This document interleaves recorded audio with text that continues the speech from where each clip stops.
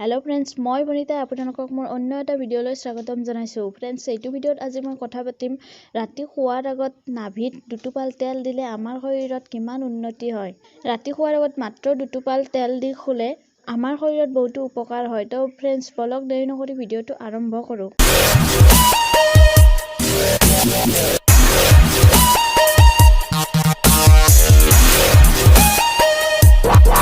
শৰীৰত তেল দি মালিচ কৰাৰ লাভালাভৰ বিষয়ে আমি সকলোৱে জানো।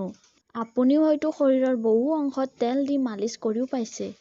কিন্তু নাভিত তেল লৈ শুৱাৰ কথাটো হয়তো আপোনালোকে বহুতেই নাজানে। নাভি হৈছে শৰীৰৰ কেন্দ্ৰবিন্দু আৰু যদি নিশা শুৱাৰ আগতে নাভিৰ ওপৰত তেল দি শুৱে, ই আমাৰ শৰীৰক আশ্চৰ্যকৰ লাভালাভ প্ৰদান কৰে। তো ফ্ৰেণ্ডছ, বলকচোন জানো এই লাভবোৰ কি কি। নাম্বাৰ 1, নাভিত দৈনিক শুৱাৰ আগত যদি দুটোপাল তেল দি শুৱে, ফটা ওঠ কোমল হয় আৰু গুলপীয়া হয়। নাম্বাৰ 2, ই চকুৰ জ্বলা-পোৰা, খজুৱতি আৰু ছালৰ শুকানতা আৰোগ্য কৰে।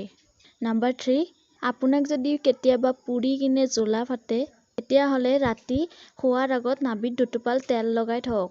এই তেল প্ৰয়োগ কৰাৰ ফলত শৰীৰৰ যিকোনো অংশত জ্বলা-পোৰাৰ সমস্যা থাকিলে হ্ৰাস হ'ব। নাম্বাৰ 4, নাভিত সৰিয়হৰ তেল প্ৰয়োগ কৰাৰ ফলত আঁঠুৰ বিষ উপশম হয়। নাম্বাৰ 5, নাভিত সৰিয়হৰ তেল প্ৰয়োগ কৰিলে আমাৰ মুখৰ ৰং বৃদ্ধি কৰে, সেয়েহে প্ৰতিদিনে নাভিত সৰিয়হৰ তেল লগাব লাগে। নাম্বাৰ 6, নাভিত সৰিয়হৰ তেল প্ৰয়োগ কৰিলে শালমইনা আৰু দাগ আঁতৰ হয়।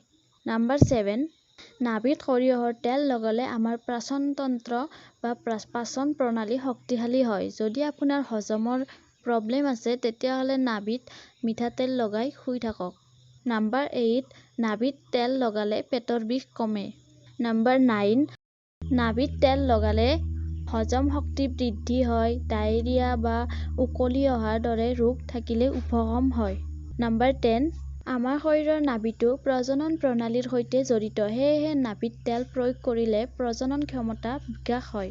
নাম্বাৰ 11, নাভিৰ ওপৰত নাৰিকল তেল দিলে মহিলাৰ হৰমনৰ ভাৰসাম্য ৰক্ষা হয় আৰু গৰ্ভধাৰণৰ সম্ভাৱনা বৃদ্ধি পায়। নাম্বাৰ 12, নাভিত তেল প্ৰয়োগ কৰিলে পুৰুষৰ শৰীৰত শুক্ৰাণুৰ সংখ্যা বৃদ্ধি হয়।